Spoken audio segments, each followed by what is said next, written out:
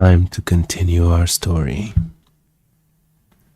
The story of the secret garden.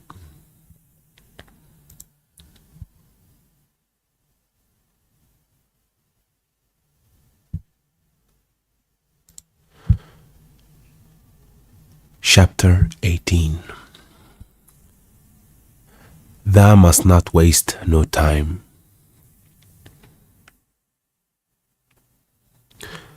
Of course, Mary did not waken. Of course, Mary did not waken early the next morning. She slept late because she was tired, and when Martha brought her breakfast, she told her that though Colin was quite quiet, he was ill and feverish, as he always was after he had worn himself out with a fit of crying. Mary ate her breakfast slowly as she listened. He says he wishes thou would please go and see him as soon as thou can, Martha said. It's queer what a fancy he's took to thee. Thou did give it him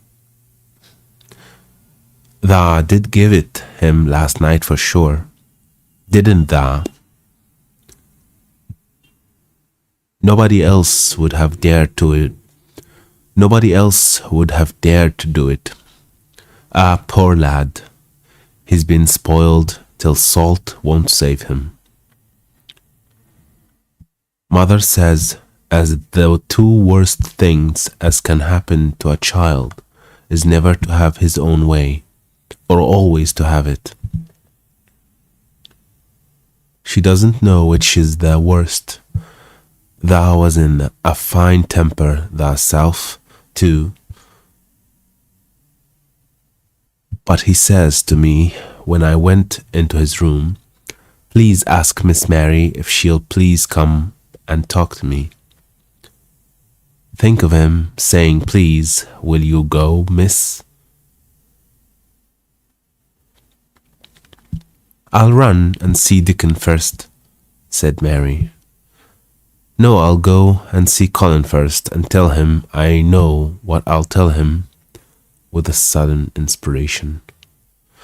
She had her hat on when she had her hat on when she appeared in Colin's room, and for a second he looked disappointed. He was in bed and his face was pitifully white, and there were dark circles round his eyes. I'm glad you came, he said. My head aches, and I ache all over because I'm so tired. Are you going somewhere? Mary went and leaned against his bed. I won't be long, she said. I'm going to Dickon, but I'll come back, Colin.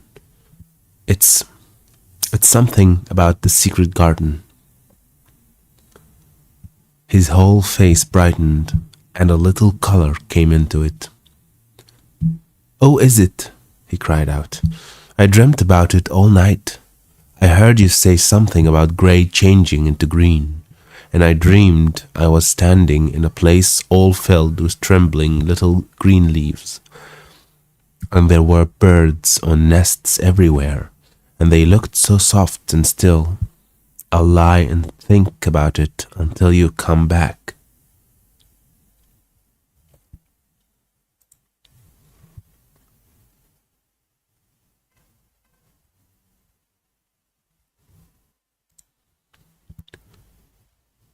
In 5 minutes, Mary was with Dickon in their garden.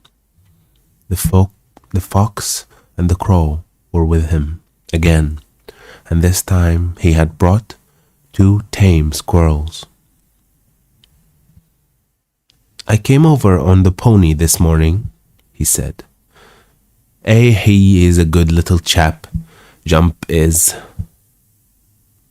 I brought these 2 in my pockets.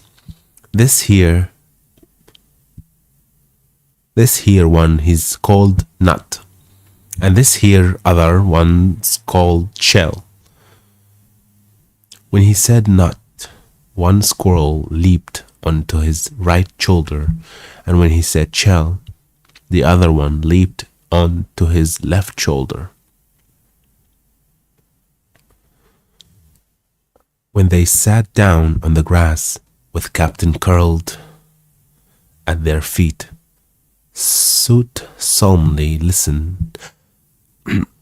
Soot solemnly listening on a tree, and Nut and Shell nosing about close to them. It seemed to Mary that it would be scarcely bearable to leave such delightfulness, but when she began to tell her story, somehow the look in Dickens's funny face gradually changed her mind. She could see how felt sorrier for Colin than she did. She could see he felt sorrier for Colin than she did. He looked up at the sky and all about him. Just listen to them birds. The world seems full of 'em, all whistling and piping, he said. Look at 'em darting about and harking at 'em calling to each other. Come springtime seems like as if all the world's calling. The leaves is uncurling, so you can see them, and my word, the nice smells there is about, sniffing with his happy turned up nose. And that poor lad lying shut up and seeing so little that he gets to thinking of things that sets him screaming. Eh, my, we must get him out here. We must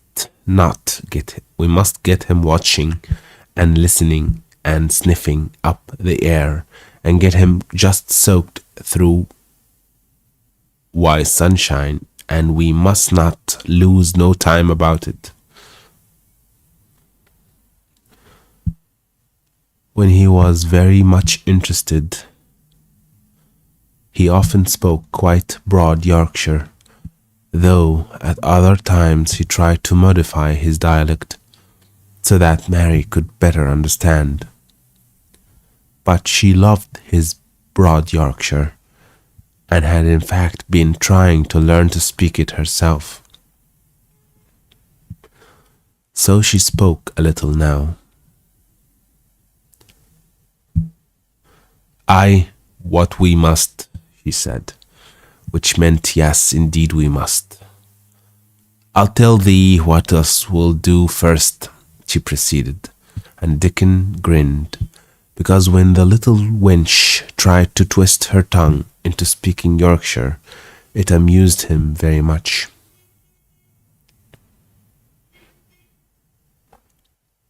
He's took a gradually fancy to thee. He wants to see thee, and he wants to see Sot. And Captain, when I go back to the house to talk to him, I'll ask him if thou can come and see him tomorrow morning, and bring thy creatures with thee, and then in a bit, when there is more leaves out, and happen a bud or two, we'll get him to come out, and thou shall push him in his chair, and we'll bring him here and show him everything.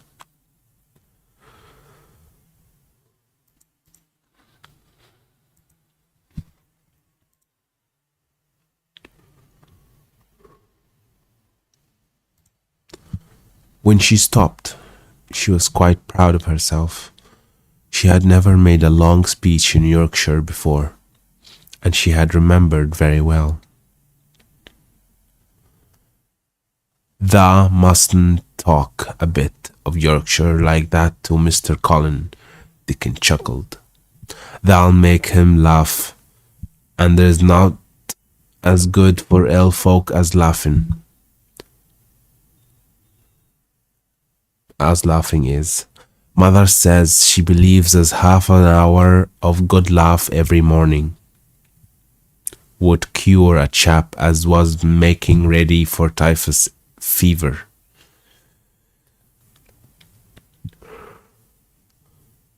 I'm going to talk Yorkshire to him this very day, said Mary, chuckling herself. The garden had reached the time when every day and every night it seemed as if magicians were passing through it, drawing loveliness out of the earth. And the boughs with wands. The earth and the boughs with wands. Yeah.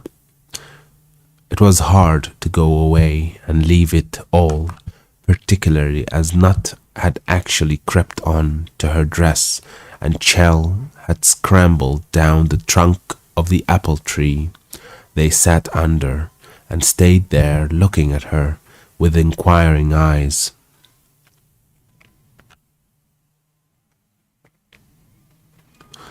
But she went back to the house, and when she sat down close to Colin's bed, he began to sniff as Dickon did, though not in such an experienced way.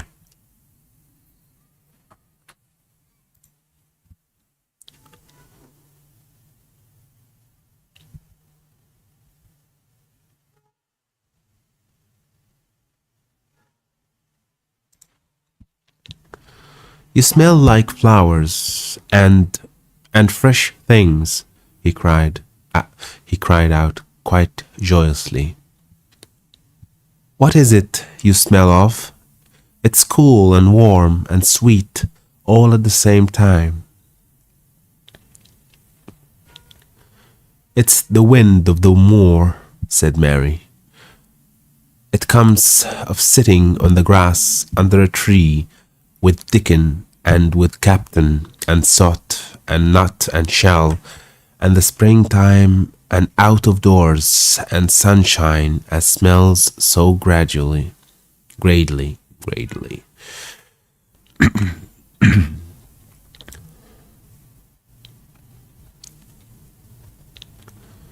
She said it as broadly as she could, and you do not know how broadly Yorkshire sounds until you have heard someone speak it. Colin began to laugh. What are you doing? He said. I never heard you talk like that before. How funny it sounds. I'm giving thee a bit of Yorkshire, answered Mary, triumphantly.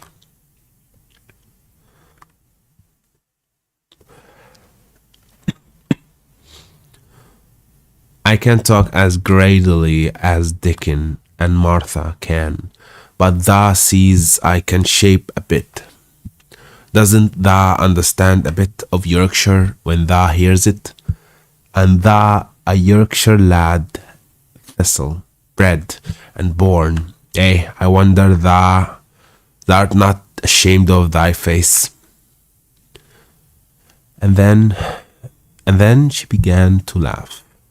And then she began to laugh, too, and they both laughed, until they could not stop themselves, and they laughed until the room echoed, and Mrs. Medlock, opening the door to come in, drew back into the corridor and stood listening, amazed.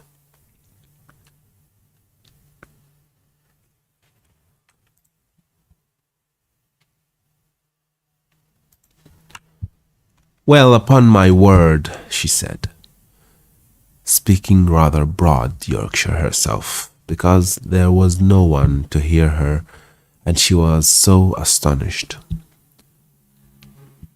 Whoever heard the like, whoever on earth would have thought it, would have, all right?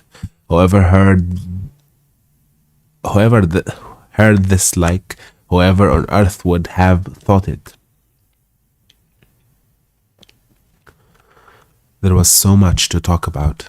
It seemed as if Colin could never hear enough of Dickon and Captain and Suit and Nut and Shell and the pony whose name was Jump. Mary had run round into the wood with Dickon to see Jump. He was a tiny little shaggy moor pony. He was a tiny little shaggy moor pony with thick locks hanging over his eyes, and with a pretty face and a nuzzling velvet nose. He was rather thin with living on more grass, but he was as tough and weary as if the muscle in his little legs had been made of steel springs. He had lifted his head and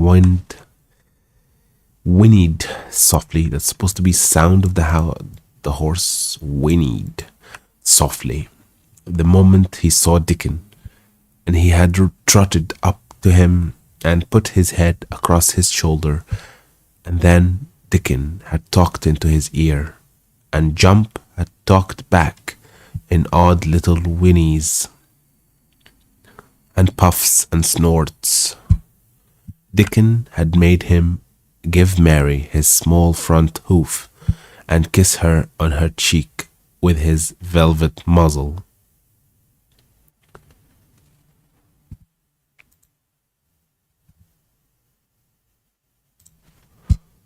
Does he really understand everything Dickon says? Colin asked. It seems as if he does, answered Mary. Dickon says anything will understand if you are friends with.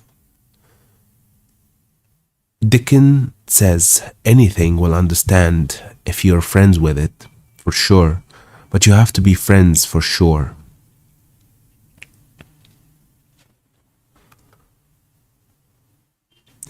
Colin lay quiet a little while, and his strange grey eyes seemed to be staring at the wall. But Mary saw he was thinking.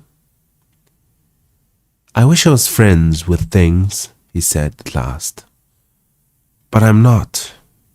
I never had anything to be friends with, and I can't bear people. Can't you bear me? Asked Mary. Yes, I can, he answered. It's very funny, but I even like you. Ben Weatherstaff said I was like him, said Mary. He said he'd warrant we'd both got the same nasty tempers. I think you are like him too. We are all three alike, you and I and Ben Weatherstaff. He said we were neither of us much to look at, and we were as sour as we looked. But I don't feel as sour as I used to before I knew the Robin and Dickon.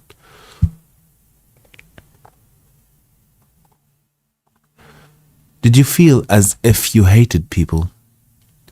Yes, answered Mary, without any affection.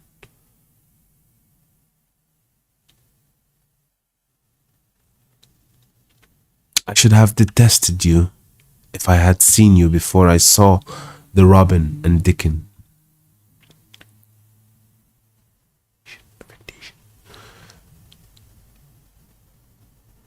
Colin put out his thin hand and touched her.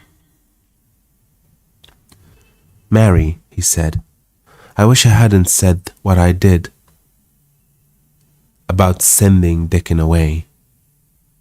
I hated you when you said he was like an angel, and I laughed at you, but perhaps he is.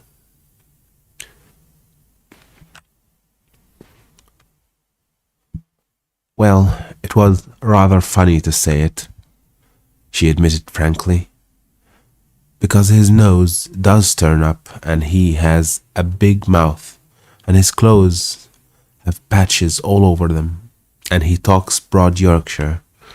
But, but if an angel did come to Yorkshire and live on the moor, if there was a Yorkshire angel, I believe he would understand the green things and know how to make them grow, and he would know how to talk to the wild creatures as Dickon does, and they would know he was friends for sure.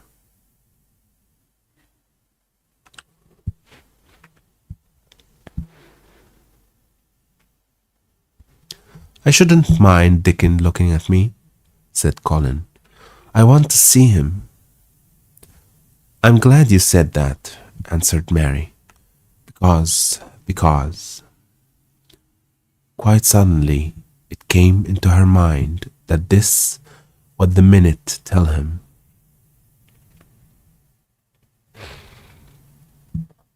Colin knew something new was coming. Because what? He cried eagerly. Mary was so anxious that she got up from her stool and came to him and caught hold of both his hands.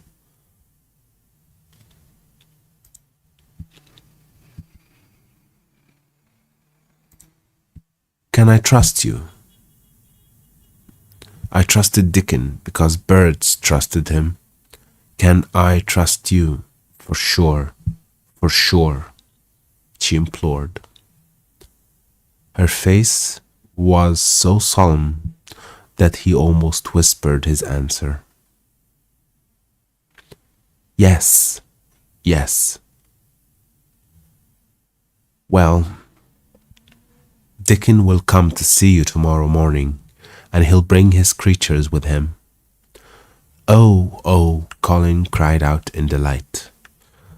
But that's not all, Mary went on, almost pale with solemn excitement. The rest is better. There is a door into the garden. I found it. It is under the ivy on the wall.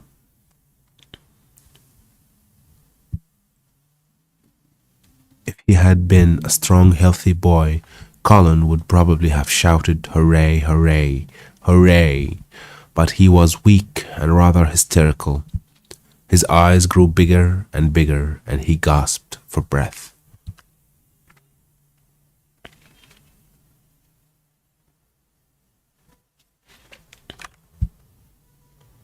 Oh, Mary, he cried out with half a sob. Shall I see it? Shall I get into it? Shall I live to get into it? And he clutched her hands and dragged her toward him. Of course you will. Of course you will see it, snapped Mary indignantly. Of course you'll live to get into it. Don't be silly. And she was so unhysterical and natural and childish that she brought him to his senses, and he began to laugh at himself.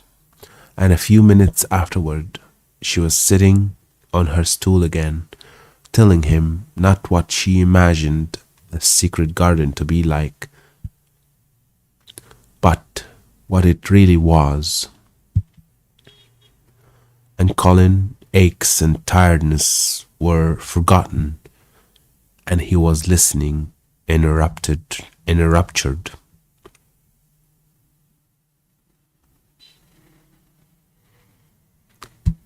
It's just what you thought it would be, he said at last. It sounds just as if you had really seen it. You know, I said that when you told me first. Mary hesitated about 2 minutes and then boldly spoke the truth.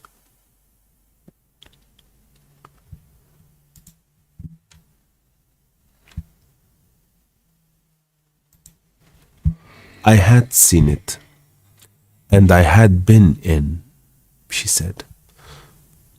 I found the key and got in weeks ago. But I dare not tell you. I dare not, because I was so afraid I couldn't trust you, for sure.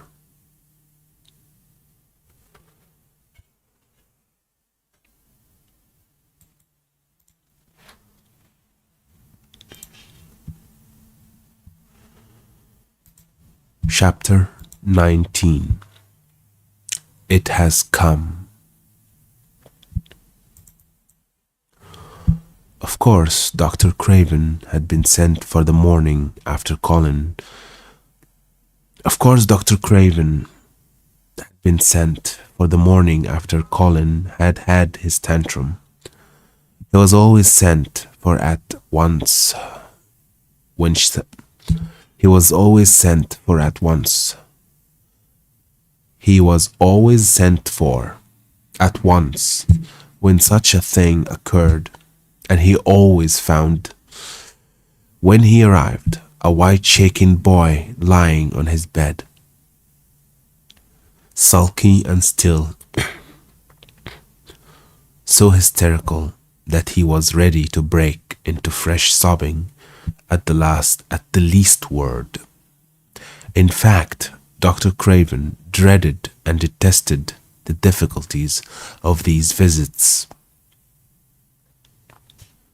On this occasion, he was away from Misselthwaite Manor until afternoon. "How is he?" he asked Mrs. Medlock rather irritably when he arrived.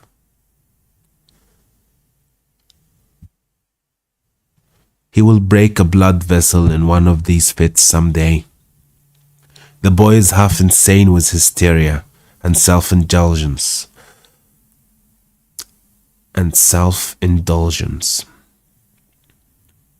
"Well, sir," answered Mrs. Medlock, "you'll scarcely believe your eyes when you see him. That plain, sour-faced child that's almost as bad as himself has just bewitched him. How she's done it, there's no telling. The Lord knows she's nothing to look at, and you scarcely ever hear her speak. But she did what none of us dare do. She just flew at him like a little cat last night, and stamped her feet and ordered him to stop screaming, and somehow she startled him so that he actually did stop. And this afternoon, well, just come up and see, sir. It's past crediting."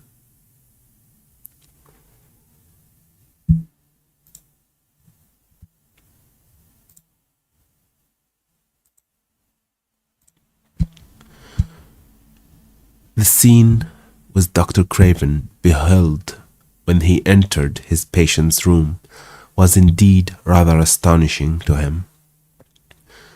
As Mrs. Medlock opened the door, he heard laughing and chattering. Colin was on his sofa in his dressing gown, and he was sitting up quite straight, looking at a picture in one of the garden books, and talking to the plain child, who at that moment could scarcely be called plain at all, because her face was so glowing with enjoyment.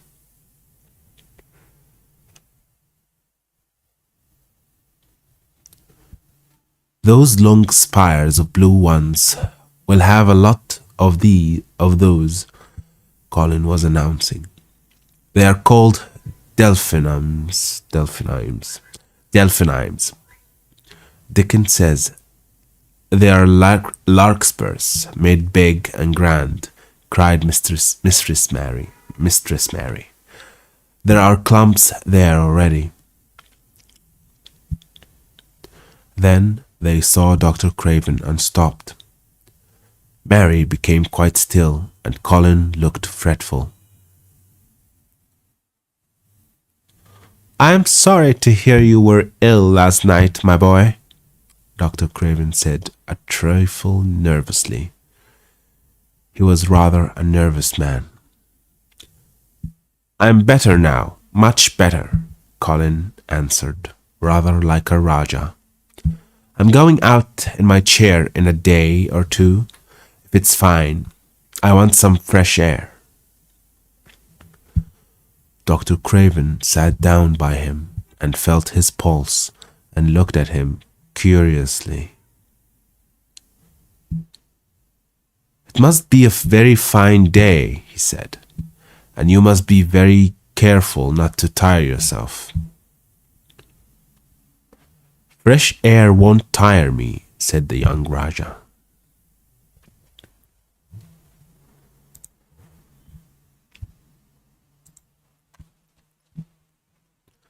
As there had been occasions when this same young gentleman had shrieked aloud with rage and had insisted that fresh air would give him cold and kill him, it is not to be wondered at that his doctor felt somewhat startled.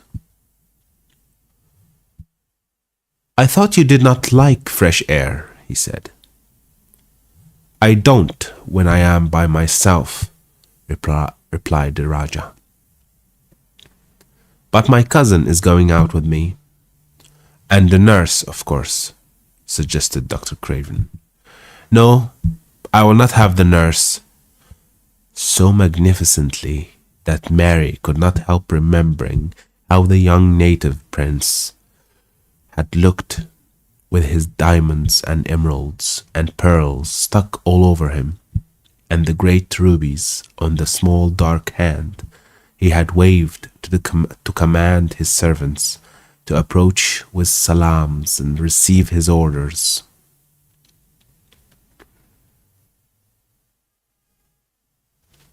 "My cousin knows how to take care of me. I'm always better when she is with me. She made me better last night. A very strong boy I know will push my carriage." Dr. Craven felt rather alarmed. If this tiresome, hysterical boy should chance to get well, he himself would lose all chance of inheriting Misselthwaite. But he was not an unscrupulous man. Scrupulous man. See what this means.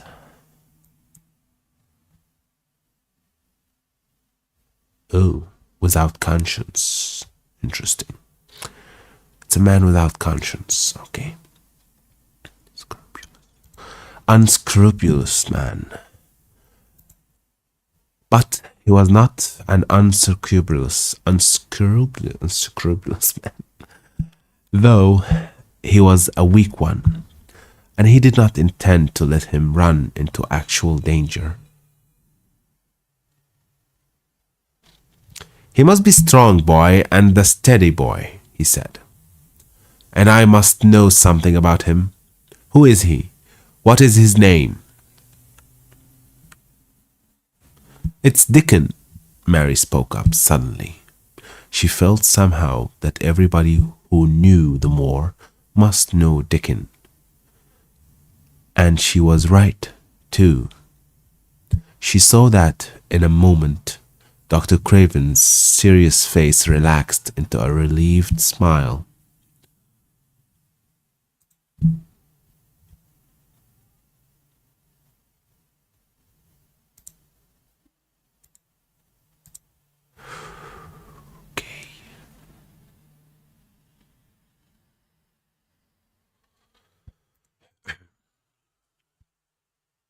"Oh, Dickon," he said. "If it is Dickon, you will be safe enough. He's as strong as a moor pony, is Dickon."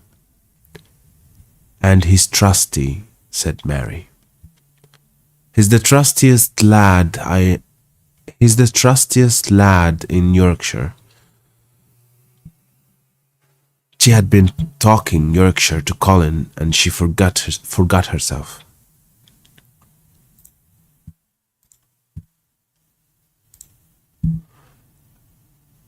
Did Dickon teach you that? Asked Dr. Craven, laughing outright. I'm learning it as if it was French, said Mary, rather coldly. It's like a native dialect in India. Very clever people try to learn them. I like it, and so does Colin. Well, well, he said. If it amuses you, perhaps it won't do you any harm. Did you take your bromid last night? Did you take your bromid last night, Colin? No, Colin answered. I wouldn't take it at first, and after Mary made me quiet, she talked me to sleep in a low voice about the spring creeping into a garden. That sounds soothing, said Dr. Craven, more perplexed than ever, and glancing sideways at Mistress Mary, sitting on her stool and looking down silently at the carpet. You are evidently better, but you must remember. I don't want to remember, interrupted the Rajah, appearing again.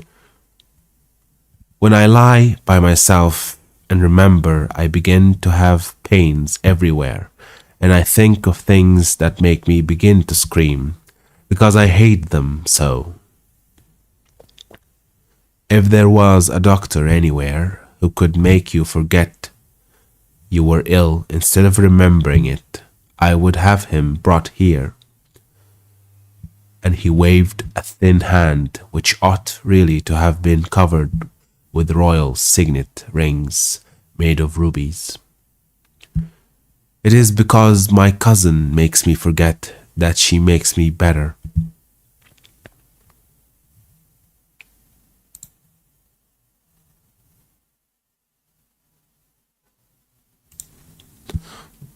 Dr. Craven had never made such a short stay after a tantrum.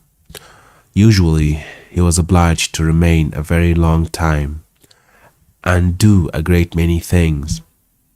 This afternoon, he did not give any medicine or leave any new orders, and he was spared any disagreeable scenes.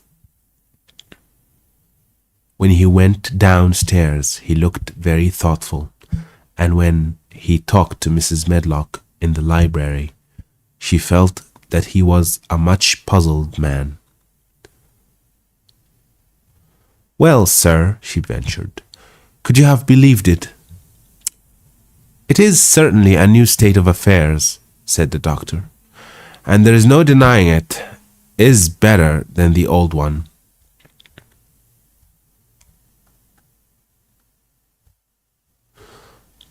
I believe Susan Sowerby right. I believe Susan Sowerby is right. I do that, said Mrs. Medlock. I stopped in her cottage on my way to Thwaite yesterday and had a bit of talk with her, and she says to me, well, Sarah Ann, she may not be a good child, and she may not be a pretty one, and she may not be a good child, and she may not be a pretty one, but she is a child, and children needs children. We went to school together, Susan Sowerby and me.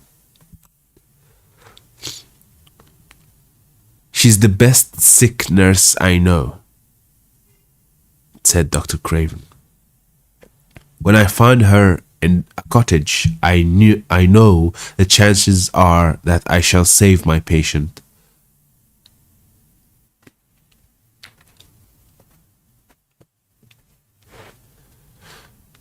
Mrs. Medlock smiled. She was fond of Susan Sowerby. She's got a way with her, has Susan. She went on quite volubly.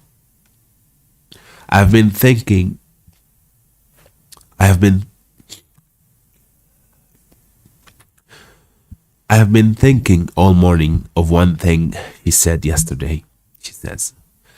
Once, when I was giving the children a bit of a preach, a bit of a breach after they had been fighting, I see to them all. When I was at school, my geography told as the world was shaped like an orange, and I found out before I was 10 that the whole orange doesn't belong to nobody. No one owns more than his bit of a quarter, and there's times it seems like there's not a new quarters to go around. But don't you, none of you, think as you own the whole orange, or you'll find out you're mistaken, and you won't find it out without hard knocks. What children learns from children, she says, is that there is no sense in grabbing at the whole orange, peel and all. If you do, you'll likely not get even the pips, and them's too better to eat. She's a shrewd woman, said Dr. Craven, putting on his coat. Shrewd. She's a shrewd woman, said Dr. Craven, putting on his coat. Let's see what shrewd woman means. Ah, smart woman.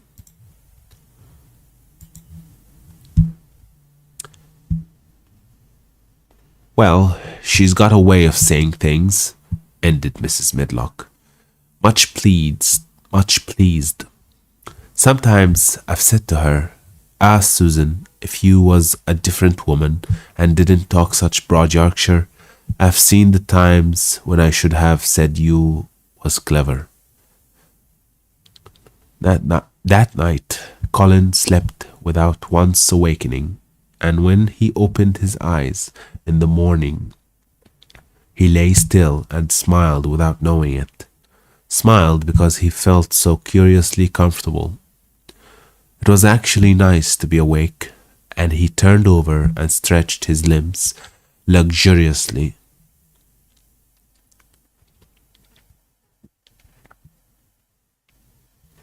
He felt as if tight strings which had held him had loosened. As if tight strings which had held him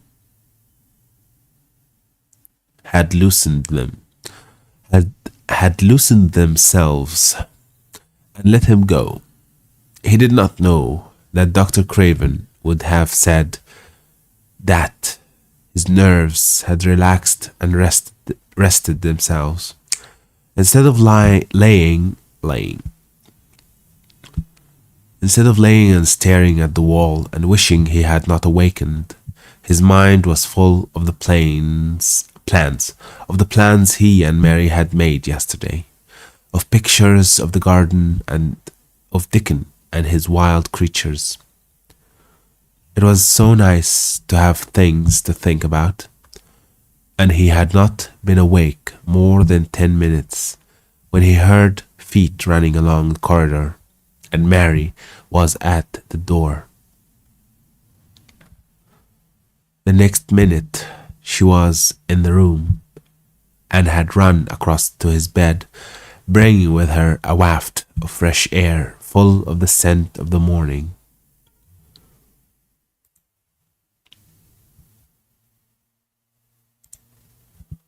You have been out. There is that nice smell of leaves," he cried. She had been running, and her hair was loose and blown, and she was bright with the air and pink-cheeked, though he could not see it.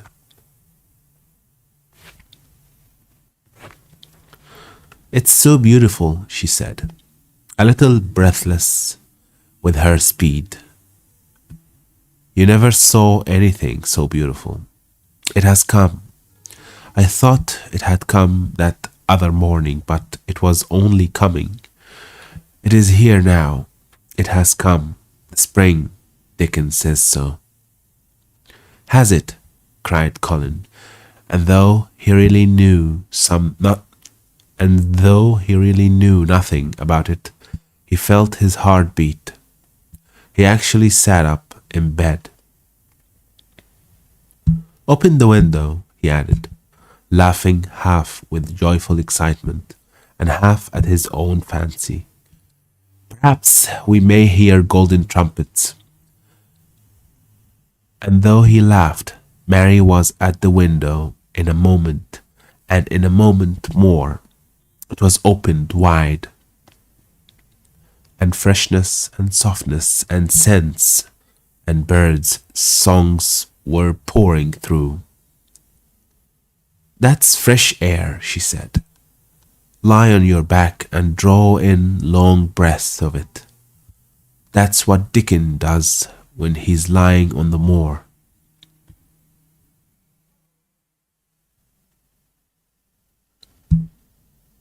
He says he feels it in his veins, and it makes him strong, and he feels as if he could live forever and ever. Breathe it and breathe it. She was only repeating what Dickon had told her, but she caught Colin's fancy. Forever and ever, does it make him feel like that? He said. And he did as she told him, drawing in long deep breaths over and over again, until he felt that something quite new and delightful was happening to him. Mary was at his bedside again.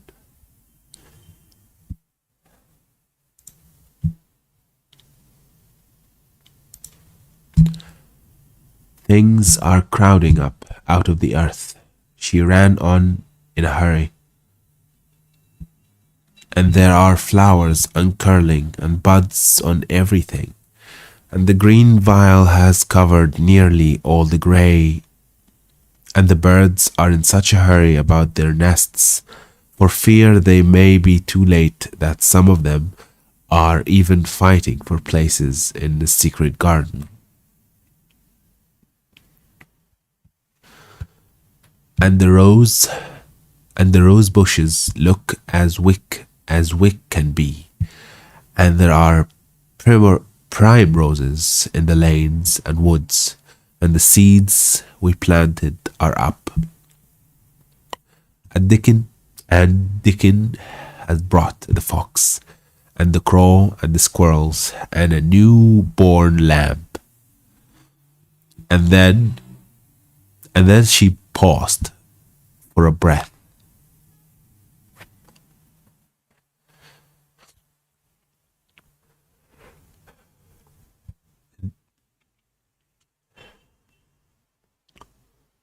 The new-born lamb Dickon had found 3 days before, lying by its dead mother among the gorse bushes on the moor.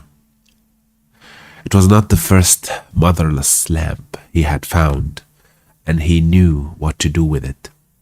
He had taken it to the cottage, wrapped in his jacket, and he had let it lie near the fire, and had fed it with warm milk. It was a soft thing with a darling silly baby face and legs rather long for its body.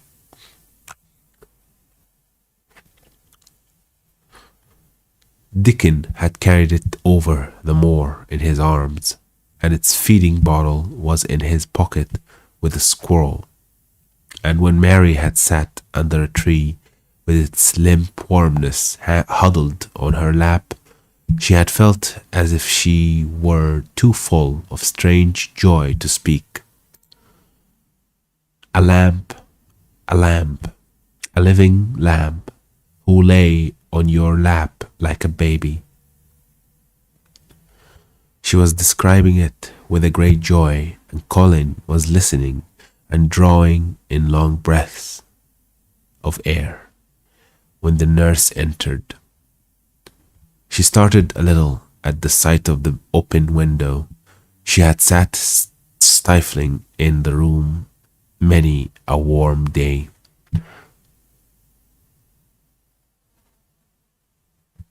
Because her patient was sure that open windows gave people cold.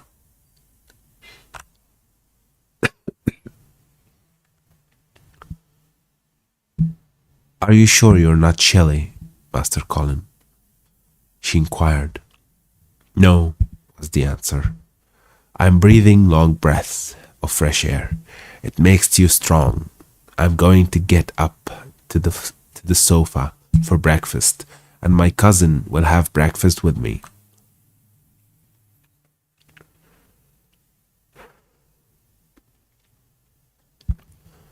The nurse went away, concealing a smile. To give the order for 2 breakfasts, she found the servants' hall a more amusing place than the invalid's chamber. And just now everybody wanted to hear the news from upstairs. There was a great deal of joking about the unpopular young Ruckless who, as the cook said, had found his master and good for him. The servants' hall had been very tired of the tantrums, and the butler, who was a man with a family, had more than once expressed his opinion that the invalid would be all the better for a good hiding. When Colin was on his sofa and the breakfast for 2 was put upon the table, he made an announcement to the nurse in his most Raja-like manner. A boy and a fox and a crow and 2 squirrels and a newborn lamb are coming to see me this morning. I want them brought upstairs as soon as they come, he said.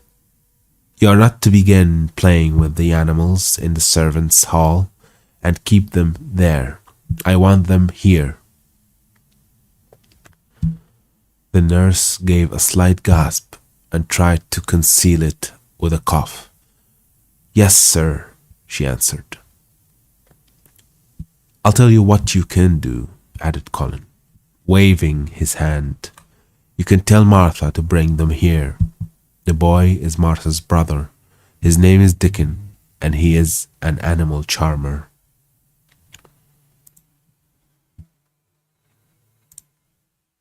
I hope the animals won't bite, Master Colin, said the nurse. I told you he was a charmer, said Colin austerely. Charmers' animals never bite.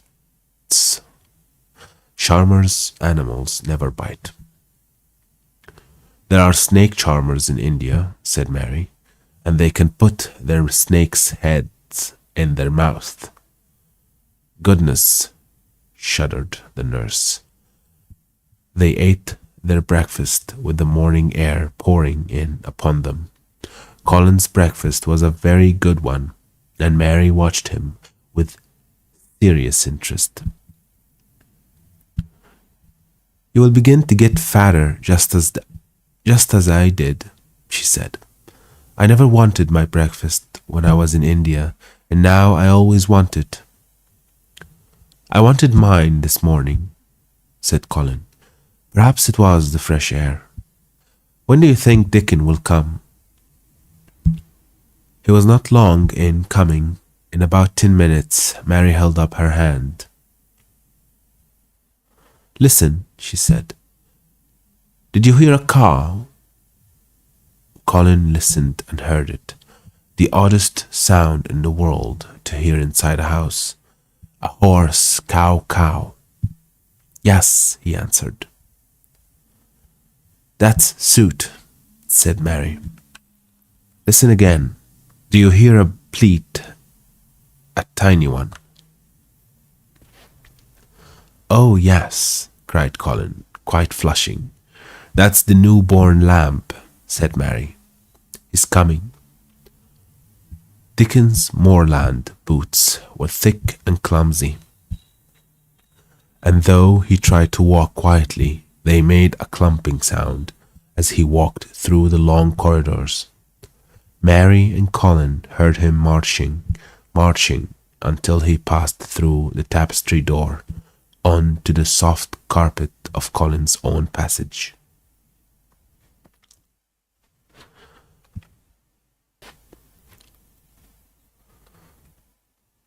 Dickon came in smiling, his nicest wide smile.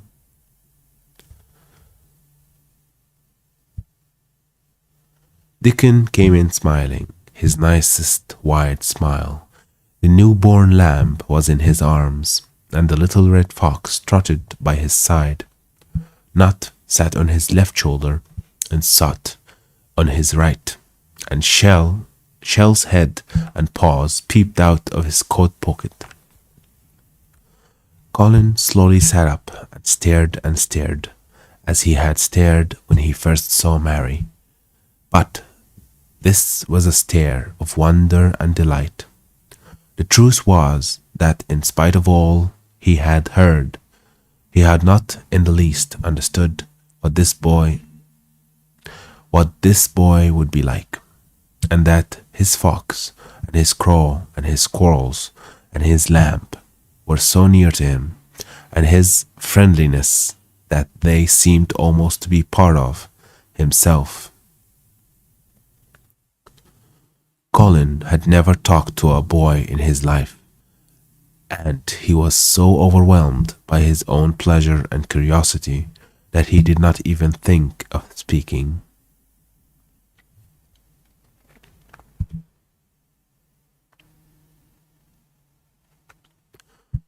But Dickon did not feel the least shy or awkward. He had not felt embarrassed because the crow had not known his language, and had only stared and had not spoken to him the first time they met. Creatures were always like that until they found out about you. He walked over to Colin's sofa and put the newborn lamb quietly on his lap, and immediately the little creature turned to the warm velvet dressing gown and began to nuzzle into its folds and butt its tight curled head with soft impatience against his side. Of course, no boy could have helped speaking then. "What is it doing?" cried Colin. "What does it want?" "It wants its mother," said Dickon, smiling more and more. "I brought it to thee a bit hungry, because I knowed thou'd like to see it feed." He knelt down by the sofa and took a feeding bottle from his pocket. "Come on, little one," he said, turning the small woolly white head with a gentle brown hand. "This is what thou's after. They'll get more out of this than thou will out of a silk velvet coats. There now." And he pushed the rubber tip of the bottle into the nuzzling mouth, and the lamb began to suck it with ravenous ecstasy. After that, there was no wondering what to say. By the time the lamb fell asleep, question poured forth, and Dickon answered them all. He told them how he had found the lamp, just as the sun was rising 3 mornings ago. He had been standing on the moor listening to a skylark and watching him swing higher and higher into the sky, until he was only a speck in the heights of blue. A speck in the heights of blue. I had almost lost him but for his song, and I was wondering how a chap could hear it when it seemed as if he'd get out of the world in a minute. And just then I heard something else far off among the gorse bushes. It was a weak bleating, and I knew it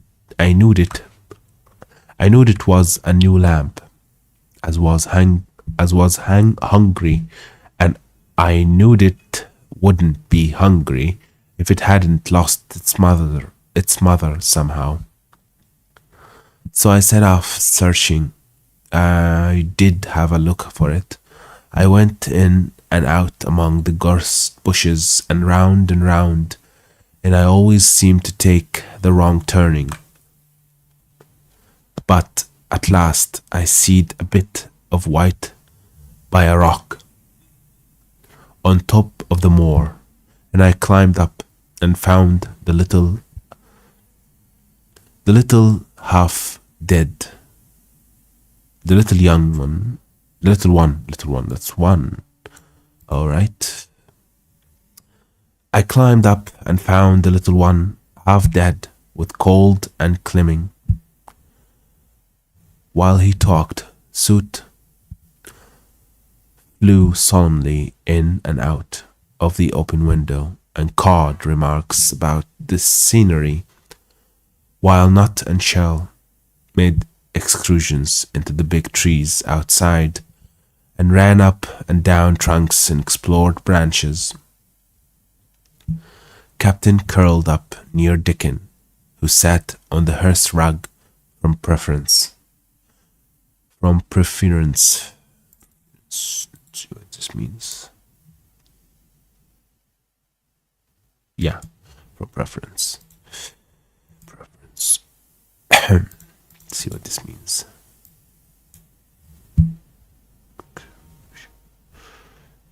Okay. They looked at the pictures in the gardening books, and Dickon knew all the flowers by their country names and knew exactly which ones were already growing in the secret garden.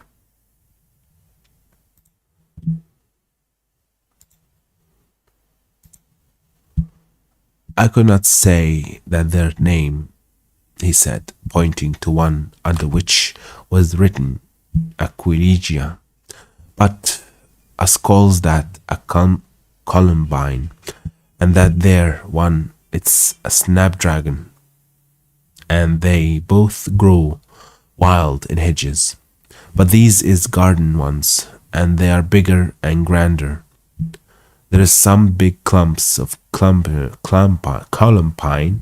in the garden. They'll look like a bed of blue and white butterflies fluttering when they are out.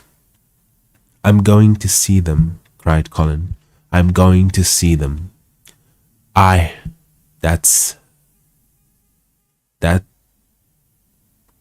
Aye, thou must, said Mary quite seriously, and thou must not lose no time about it.